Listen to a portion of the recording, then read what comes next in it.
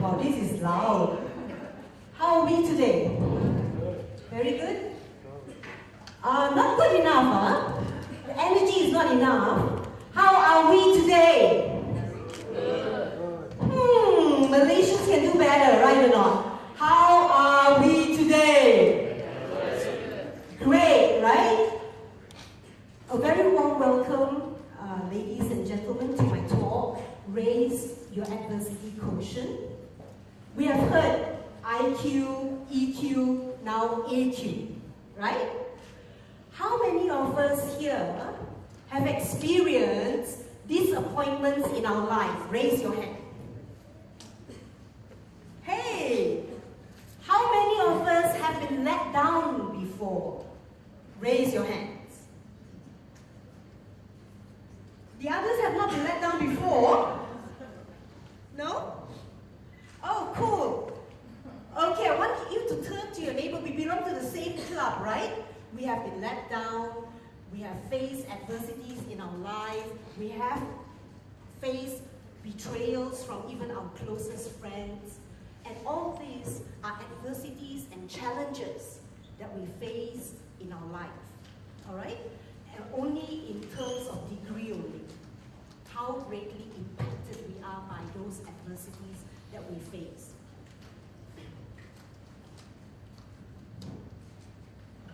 How many of us here have attended my talk before? Can I have a show of hands? Yeah, okay, thank you.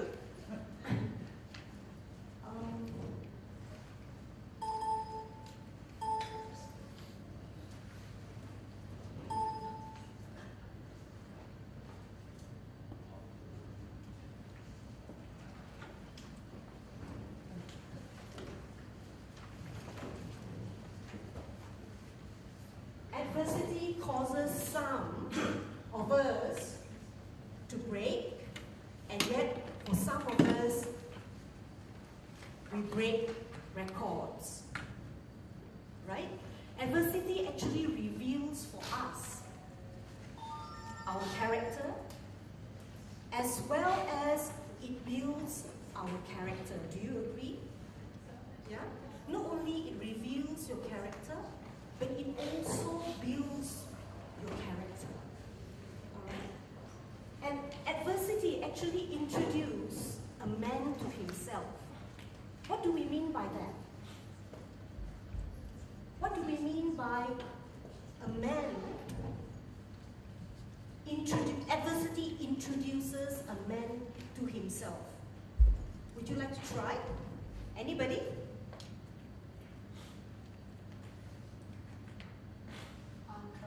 Yes, please. You sort of know your strength and you sort of know your weakness when you're faced with adversity, and you know yourself better. And how do you overcome your weakness? That's my understanding of that. All right. Okay. So it's only through adversity do we actually truly reveal ourselves, our strengths, as well as our weaknesses. Many a time, when we are faced with adversity, we sometimes feel overwhelmed by it, and yet, when you are able to overcome it, it stretches you to yet another level. And then, you will know how far you can actually stretch yourself to. Alright? And from there, it really helps you to understand yourself. But many a time, we want to understand, in order for us to really understand what do we mean, our ability to stretch, our ability to withstand adversity of all kinds. Let us understand what is the process that we go through and reflect what could I have gone through in my experience when facing adversity. All right?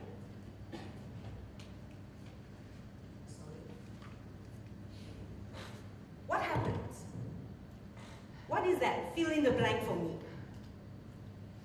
Chaos. Chaos, yes. What else? shit happens. Right or not? Thought that was not allowed.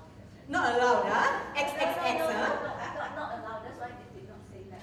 Oh, okay. Shit happens all the time, anytime, right or not?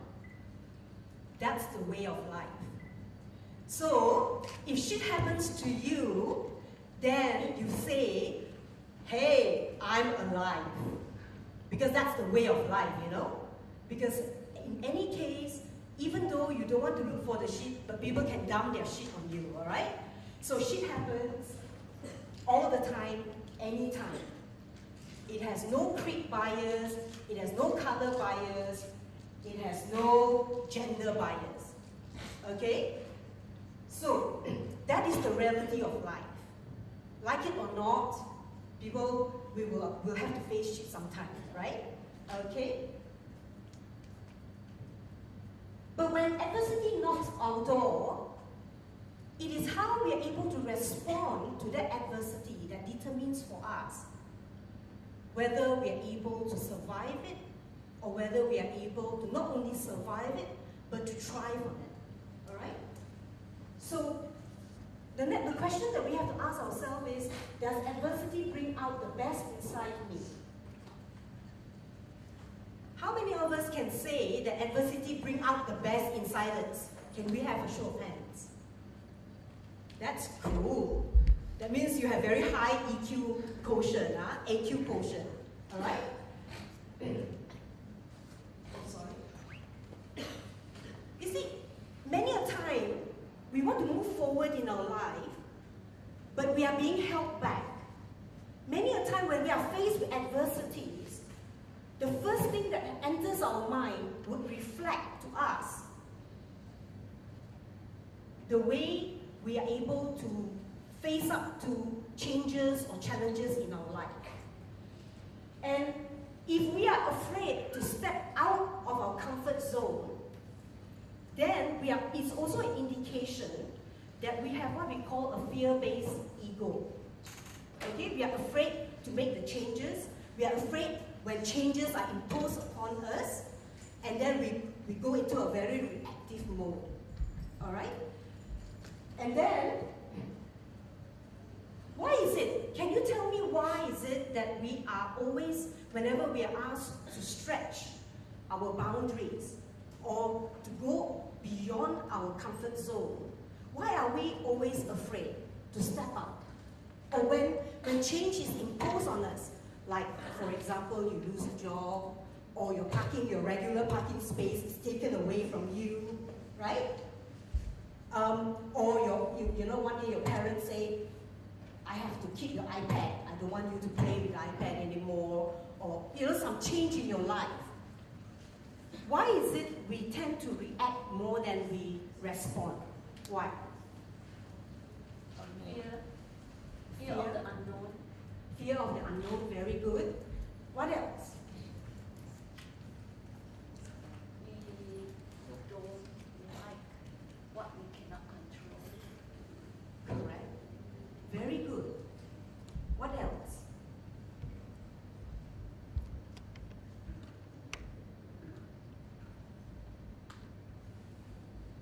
What else? Anybody? Why are we always, reacting to changes in our life? Anybody?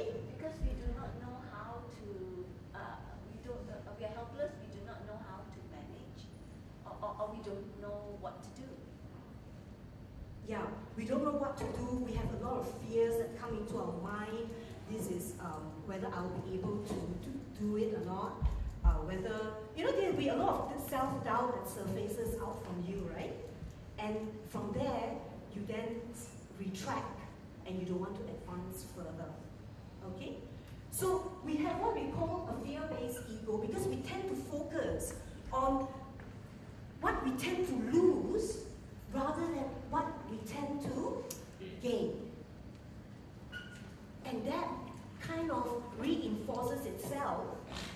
And before you know it, you say, forget about it, right or not? Familiar or not? Very familiar, right or not? Yeah?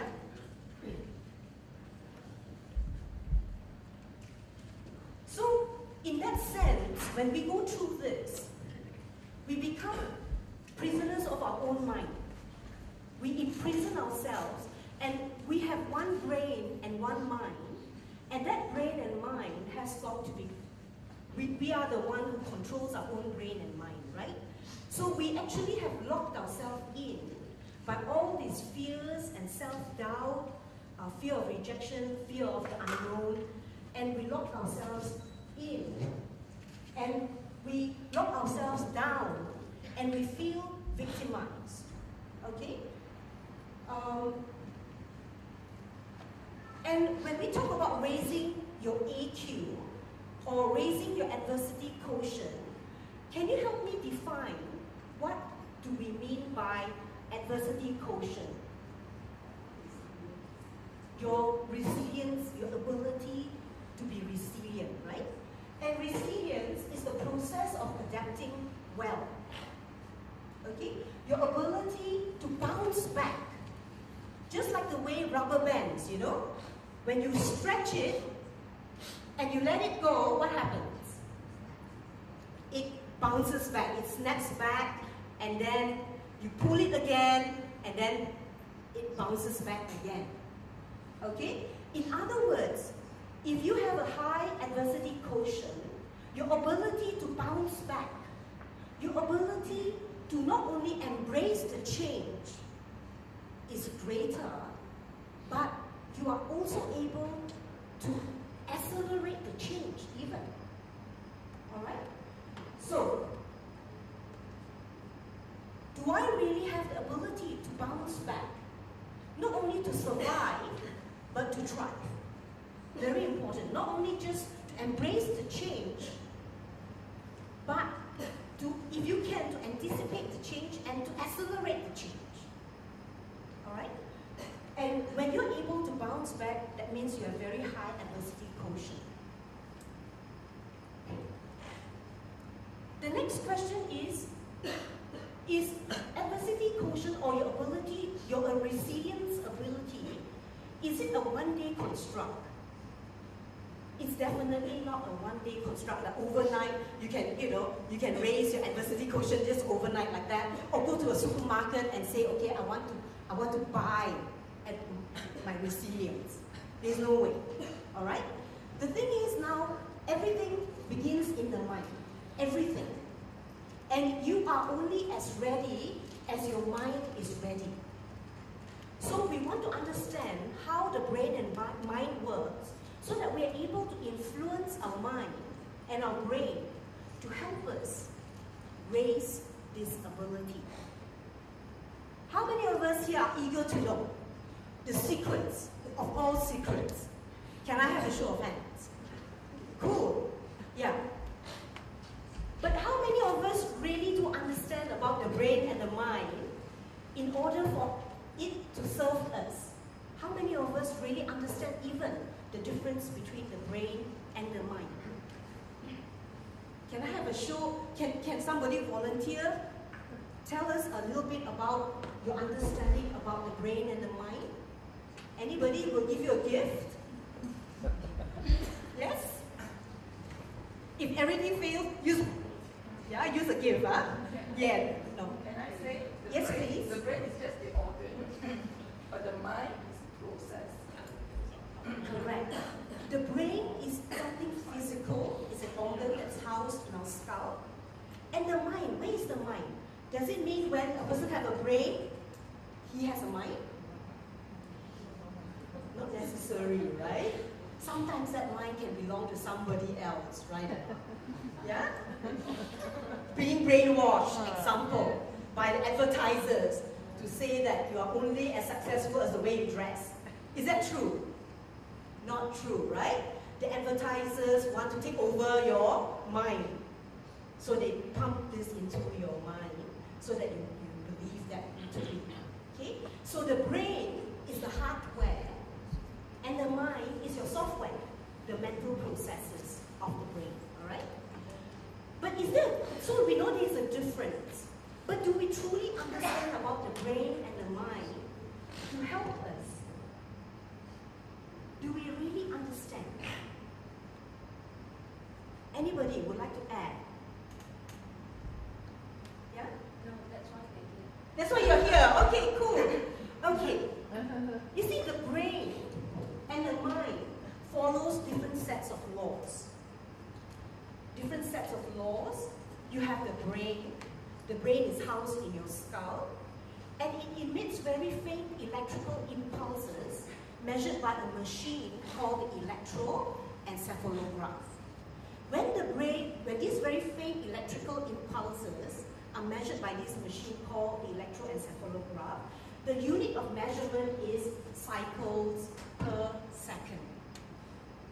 This very faint electricity, all right?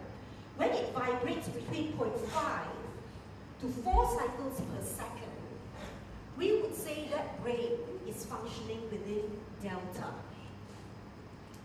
Between 4 and 7, theta. Between 7 and 14, alpha. 14, 21 and above, beta. This is the brain, all right? This chart explains the relationship between the brain and the mind. This section represents the brain. This section represents the mind. Okay? You have the outer conscious mind, and then you have the inner conscious mind, or commonly known as your subconscious mind. Alright? Even though one cannot operate without the other, they still rely on each other. Okay? And they follow different sets of laws. Okay? So the brain has 4 major brain frequencies: delta, theta, alpha, beta. And the mind, generally, we will say outer conscious mind, inner conscious mind. And all these are natural states of mind. Okay? Let me explain. Let me give you an example of what do we mean by the different brain frequencies. We all love examinations, don't we? Yes? Yippee! Yes or not? After the exam. We love the feeling after the exam, right or not? Yeah? And as the examination hour draws closer and closer, how do you feel? Huh? How do you feel? How do you feel? As the examination hour draws closer and closer, and you sit yourself in the very cold room, right? You feel stressed, and then very tense, and it could be a very cold room, and guess what? You are sweating. It can be very cold, huh? It's a very funny feeling, you know? You are shivering, and yet you're sweating. And it's a not nice feeling, right or not? Yeah? And then the invigilator passes out the paper. You flip it over, and then you scan through the questions. And then you say, hey, I read this chapter just before I entered the room, right? And you try very, very hard. Very, very hard to recall. And guess what? As your heart is pumping and your mind is racing, what happens? What happens? I can feel the tension in the air now, huh? Okay? So, what happens? As your mind is racing, sometimes, not all the time, sometimes, huh? Sometimes, as hard as you try to remember, the memory does not come back to you. But the strangest of everything is that after the examination hour is over, you walk yourself to the canteen and you settle yourself down. And as you're about to tuck in that nasi lemak, what happens? What happens? That's the memory comes back to you. Your thoughts connected. And you could almost kick yourself. Right or not? It's not like you don't know the answer, right? If you know the answer and you still cannot remember it, you will be so upset, right or not? Right? Okay? So what has actually happened is, when you are in that examination hall and you are in a state of panic, guess where your brain frequencies were functioning at? At beta, and very high beta. And when the pressure is off, Ron, when the pressure is off after the examination, hour is over, and you can feel the lightness in the air as well, huh? Right? And the excitement in the canteen as well. It's a different kind of energy altogether. And then the thoughts connect. Guess what frequency were you functioning at? Make a guess. A wild guess. Alpha. See, when you are anxious, you will be functioning at high beta. But the minute you are relaxed, you are in alpha. So all these are natural states of brain function.